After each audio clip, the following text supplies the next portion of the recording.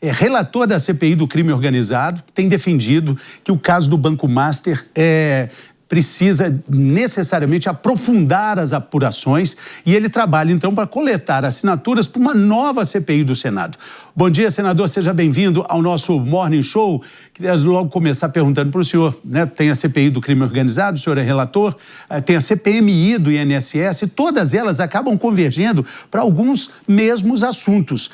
Sendo assim, mesmo assim, o senhor acha que realmente é necessária mais uma CPI? Bom dia. Bom dia. Sim, nós temos uma conexão entre os casos, né? O caso da máfia do INSS e o caso Master tem claramente conexões. Em regra, crimes dessa natureza, que envolvem muito dinheiro, vão se conectar na lavagem. Mas me parece que existem conexões além da parte de lavagem, existem operadores que trabalharam nos dois escândalos. A gente está agora coletando assinaturas, já temos 24 assinaturas das 27 necessárias para uma CPI específica para apurar essa relação entre esse grupo criminoso e dois ministros do Supremo Tribunal Federal, Dias Toffoli e Alexandre de Moraes. E por que essa CPI específica?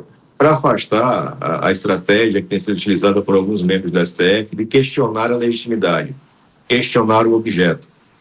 Eles têm feito isso para anular quebras, para evitar depoimentos. Então, já está aplicando a vacina logo de cara. É uma CPI com fato especificamente delimitado, a apuração dessa relação entre um grupo criminoso e dois ministros do Supremo Tribunal Federal.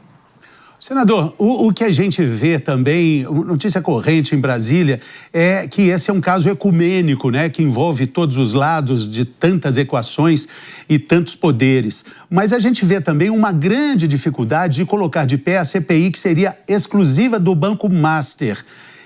Sendo assim, o senhor vê que também teria dificuldade nessa nova CPI e também queria encaixar nessa pergunta a questão da própria agenda para mais uma CPI, no caso desse ano tão corrido que a gente vive agora em 2026.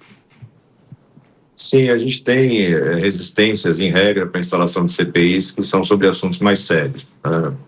Governos nunca querem CPIs, poderosos nunca querem CPIs, mas ele tem estratégia para isso, né? Não são coisas que a gente está inovando.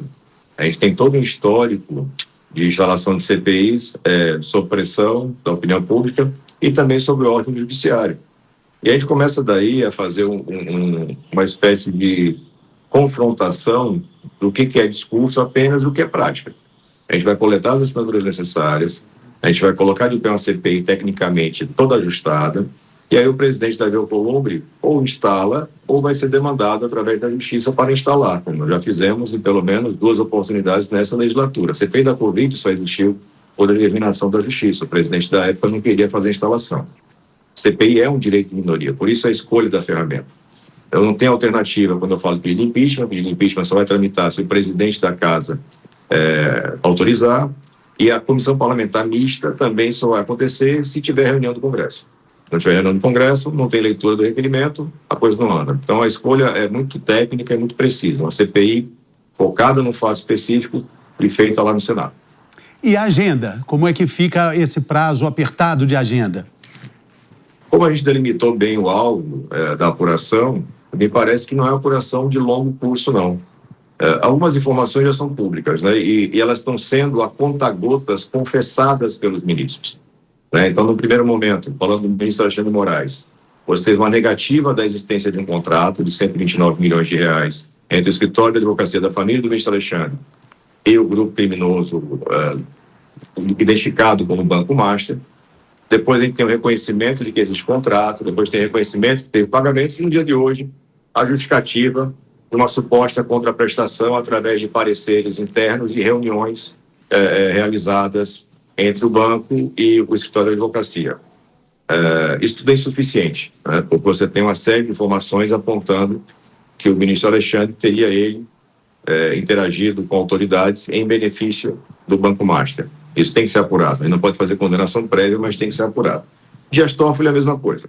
Num primeiro momento ele se recusa, ele nega qualquer vínculo, depois ele diz que não é suspeito nem impedido, os fatos começam a ser divulgados pela imprensa profissional, aí ele vem a público para reconhecer que é sócio oculto de uma empresa em nome dos irmãos e depois reconhece que recebeu um valor milionário dessa fonte, assim, através do grupo ali controlado pelo master.